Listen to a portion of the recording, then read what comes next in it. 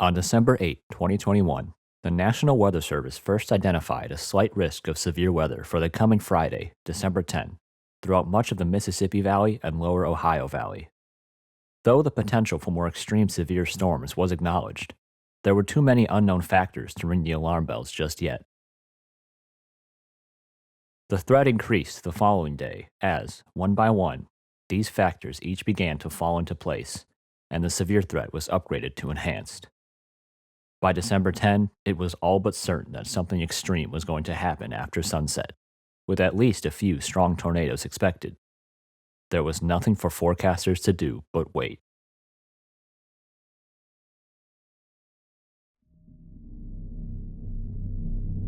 And I've been doing this for 34 years. You have that gut feeling like this is not good. It's not going to be a good day.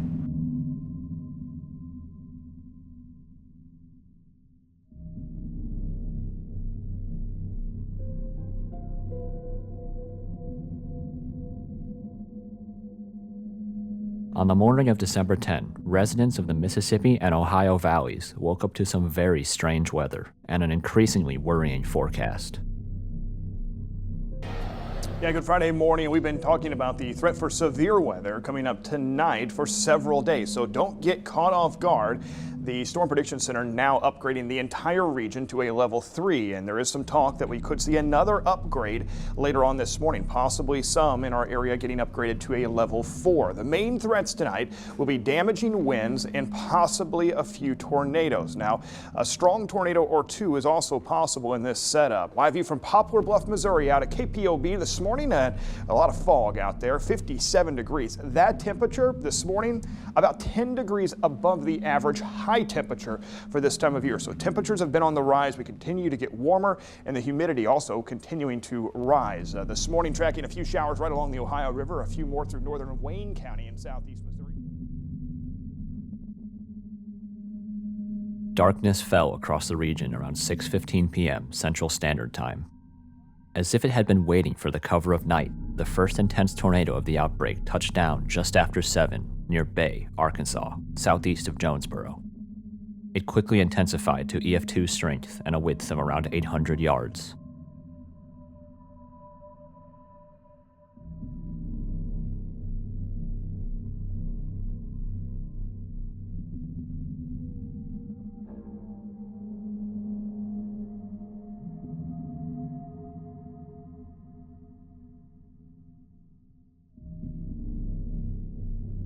At 7:23 p.m., the tornado tracked directly into Monette, Arkansas, by now approaching EF3 intensity. Here, it directly struck the Monette Manor nursing home, killing 1 person and seriously injuring 5 more.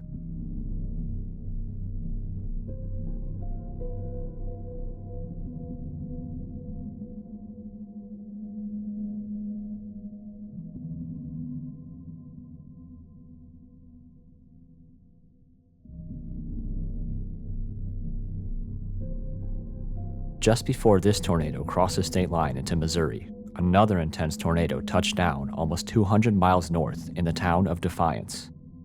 It quickly intensified to EF3 strength and directly impacted the small town where 1 person was killed and 2 were injured. It then crossed the Missouri River into the Chesterfield Valley and passed within half a mile of a busy shopping mall before dissipating after half an hour on the ground.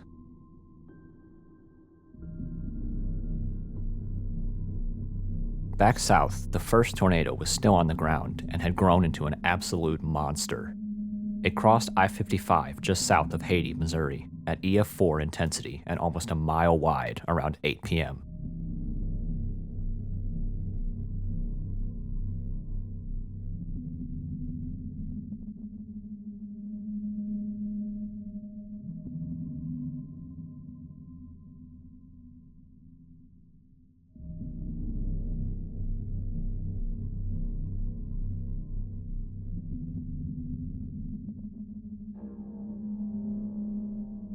As this tornado approached the end of its life in the northwest corner of Tennessee, a powerful but short-lived tornado touched down southwest of Edwardsville, Illinois, around 8:28 p.m.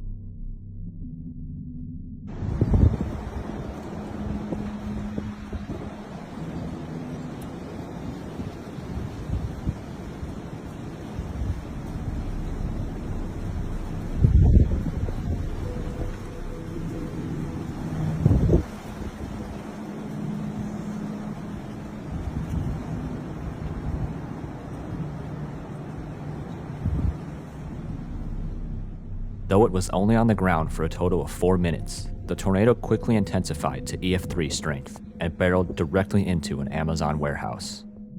Of the 46 workers in the building that night, 39 took cover on the north side, which was left nearly undamaged. The remaining 7 took cover on the south side, which was completely obliterated. 6 people were killed.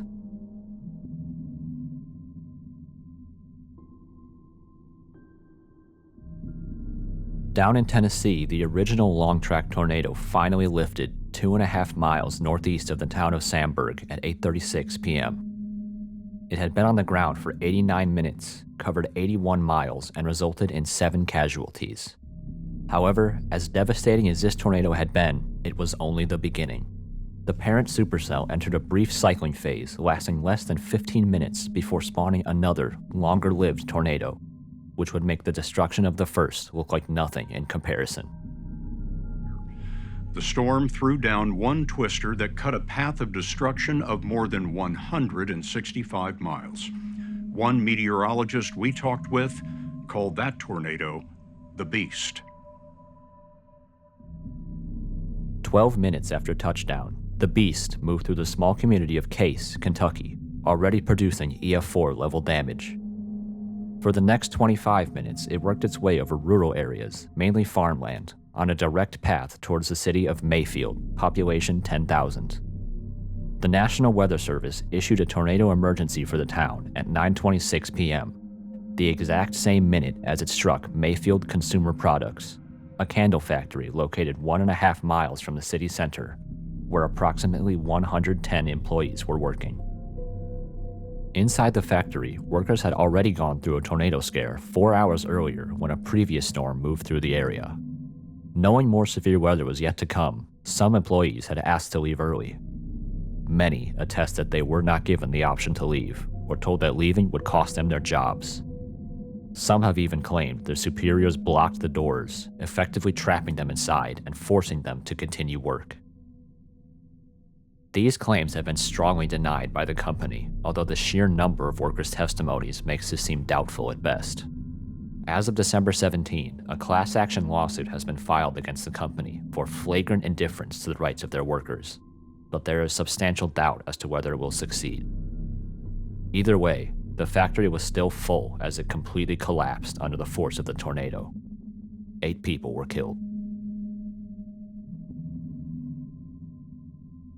After destroying the candle factory, the Beast moved directly through downtown Mayfield, which was almost totally devastated. No structure was left undamaged, and only a minority kept their ceilings. By this point, thousands of people's lives had already been irreparably damaged by the storm, but it wasn't even close to stopping. It moved through Benton at 9:47, Princeton at 10:20, Dawson Springs at 10:33, and Bremen at 11:01. All while maintaining EF3 to EF4 intensity. Near Bremen, one of very few live videos of the Beast was captured, which may be the single most terrifying piece of footage from the entire outbreak.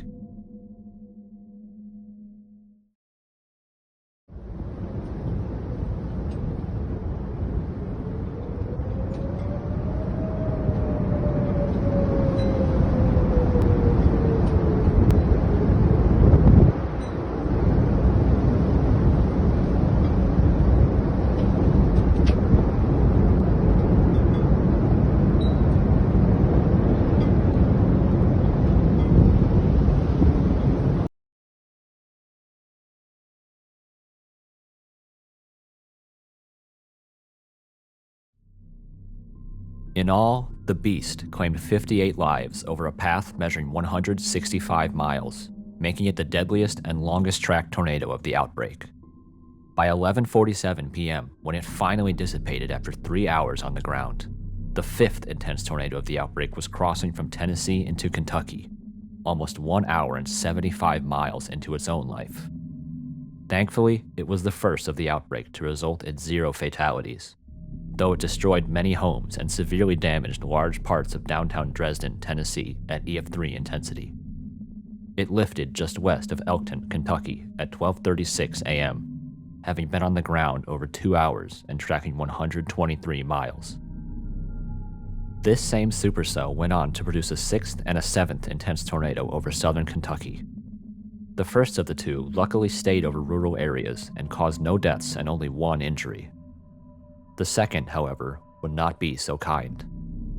Around 1:20 a.m., it tracked directly into Bowling Green, Kentucky, the third largest city in the state, with a metropolitan area home to over 179,000 people. Here in the next little bit, and wow, it's really getting noisy out there now. Yeah, actually, I've just seen something on camera right now. I'm going to pull that up momentarily. And there was some darkness in the sky, but it went away really quickly. But nonetheless, though, this camera's shaking quite a bit from these storms. You can see right now, this is our AAA Systems camera. Okay, lights are going out here on the west side of Bowling Green. There are power outages. Yeah, I'm looking at that dark spot over there towards the right of your screen. You can see it getting darker and the power is going out in those locations.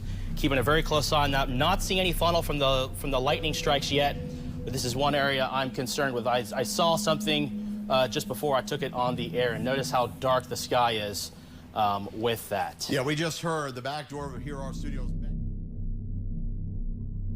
The tornado moved directly through the heart of Bowling Green, crossing through residential areas home to many thousands of people and passing within meters of downtown.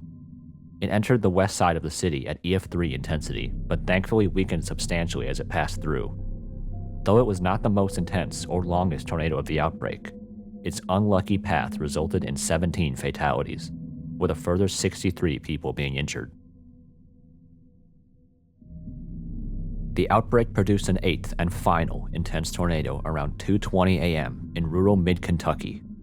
It reached EF3 intensity and resulted in 1 fatality and 31 injuries. When this tornado dissipated at 2:36 p.m., it was almost exactly 7.5 hours since the first intense tornado had touched down.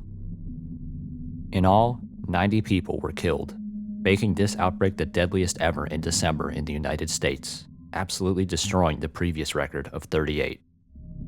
While the incident cannot be attributed directly to climate change, it is certain that extreme weather events like this will happen more and more often into the future. What is also certain is that hundreds of thousands of lives were irreparably damaged by this tragedy, and that many communities will never be the same. If you are in a position to lend aid, it would be greatly appreciated.